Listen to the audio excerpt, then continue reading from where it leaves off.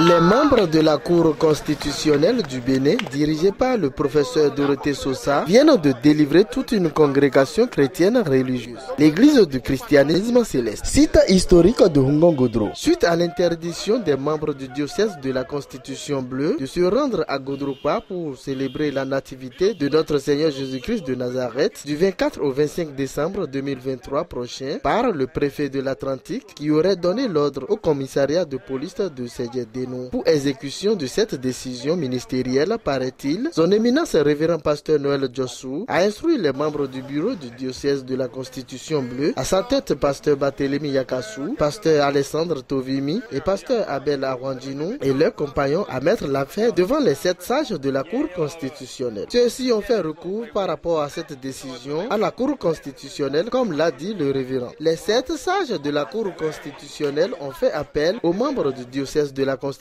bleue le jeudi 21 décembre 2023 pour les écouter, ainsi que le commissaire de Sédjedénou, sans oublier le préfet de l'Atlantique. À la sortie de cette audience publique, le chef du diocèse du Bénin, pasteur Barthélemy Yakassou, tout en remerciant la bravoure de son éminence révérend pasteur Noël Djossou, se dit très satisfait de la décision des 7 sages. Il adresse un message fort à tous les chrétiens célestes, et particulièrement ceux du diocèse de la Constitution bleue. Et le territoire de l'Amérique, le territoire de Côte d'Ivoire, et le Tombole Hougan, mais le Bénin, qui connaît quand on le dit. Alléluia! Mina tokuni tralado. Papa ochofa khotre nugo. Écoute ton nugo. E karo bon ye kaka jebe. O mina tokunu me jon ton de tobo do filo kan fo en tokunu ye me pilo chicho khonatindo ye me bi ya. Tagba de me a. Oui, Rogbonu Vedoyo, et soit un mot de Gaye Médien, Homeche Bon Chaya, Belle Vivi, oui, président le Namisin pour Bon Chichani. Ah, Gigonu quand on le dit à Gaye. Alléluia! Ben, Ponka et Morangere a Fio, Papa Chofa et le Finubo. Et was on by Namisin pour Bon Chien Boufo. Aussi, oui, dans les biwi, nos fidions à Momibo, Yinan, Kuminan, Kume, Home, Home, Home, no little like Mania. Kakabeati Mo, Badan Gaye Médien. But we must be. Mina Godro ye kaka bon bi na vodo ye o chayo ye o chaiwe muya wen ye ton muya kan ye ton ye tekbe kaka Godro mina yi gbona choro po e deuxième ton Godro si we deuxième ton nous mina no blo prena 24 25 ko mina blo 22 23 mina bu blo tekbe kaka do fine we no go si wo bo khogbonu wa do fine do egbe hu ye lo ji ye wa to.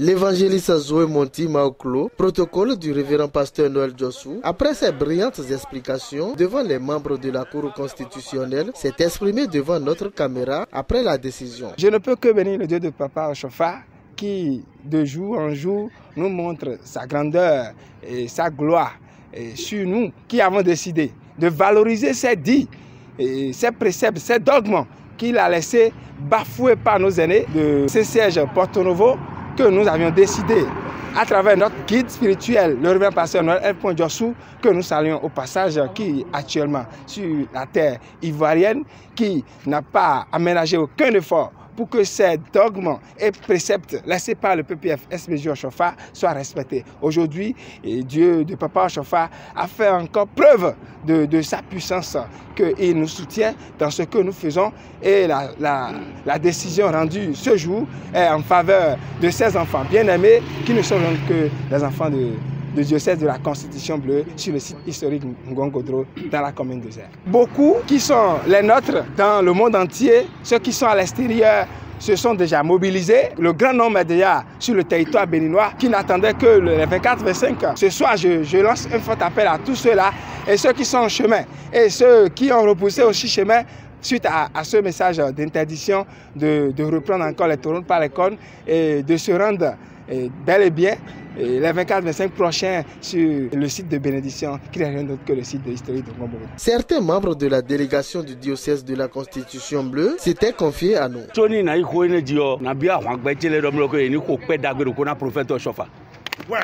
Eriko pena papa sofa. Boko pero pona et président Sisi Djeketaron. Biko pena. Eko drop papa Josu. Biko pena pona révérend Josu. Biko pena. Dakan Lyonnais. Do ema joro toto zi point donné sous bewa. Nous emina do se do gbeo bi holuo. C'est dodo.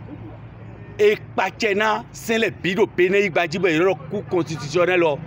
Et Natche, et révérend N. Josudo. Mais des Djao Bedoa le tomele, nous éclairons que nous si que we dire. Ndema son adoté au Béné Ibadjiba. Yéni Tekpon, pour 24 de Djao, nous de Yeko Duro Mloko de Kodena Toga, pour le gouvernement, pour le Kodena Beneto, pour bio Fifana, et y Beneto Ville Pio, Yéni Tekpon. Il m'a raté vidéo et ne tout nous écoutons dans l'homme na mido ekpio et na tchena sagele et na tchena togan mi to si je reta lo gouvernement ko nous do ko ekpo na do na jo kan do o e ndo dom lo mini gbo agbasa do tek bi gbo kun pe won lo ko gbonu enu yin se do yeze agbasa dan do ro pe gbo tek bon e amo fi de je din o ye ni da wan hobo agodropa ayigba mebi ton we ngana le gbe wan possède au ministère de la sécurité pour do sisi pour sécurité de mina modo kwe melo mi do alogo eton bi o we do ye do attendre les si we bodo mina bloquer me fi de mi ka no don forêt sacrée me we donc mi bio togan pour do sisi pour ministre mi ton intérieur pour ye ni jale ko si ko daho ye ni renforcer sécurité mi ton na mindi yibo kaye ko do to tabe bo bio nuko ina beneto bo bio FIFA na tomiton na jijo ho de tin bo mauno nato bo FIFA dalio et na nato asan jale me to do na gbeto le po dimanche passé on dossier 5 comme la missa bloé au numéro 97 de Iromi bo do emi commissaire Sedje on godoton que le minima khadido minawa pèlerinage donc on Godropa le 24 là nous bois pour nos blas dombi bon do préfet Atlantique tonak be do micro pèlerinage au ministère de l'intérieur be do micro pèlerinage et do révérend de Goueblo Wema a khosu kado tome na do be nous sisi djera président talon do tomiton do sendi bon mi roa soit khosu pour a cour constitutionnel boze khowa ma khosu mi do kakayo a khosu nache do mi do droit mona no y pèlerinage do Godropa tegbe ou tegbe bon de coup de mona do mi tegbe de o bo ke to dunya ki gonu ma aussi ko lo dia alléluia et vivi nous me bo vivi nous akun we vile bi bon mais bitu do ma wo sofa ton do gbenu bo bi bo we vile bina wa pèlerinage do Godropa le dimanche 24 kakawa 25 mi bi da ple do domna do fo gen bo pa susu no ma wo mi ton kasi so de me a khosu na che egbe ya mi ba ku constitutionnel nde jo mi le mi ma po mo e mi oto révérend papa Noël Josu o appel nbe nene commissaire ku préfet yo ebe mi ma fo ngba Godropa effectivement Missi va domi a tourner va domi be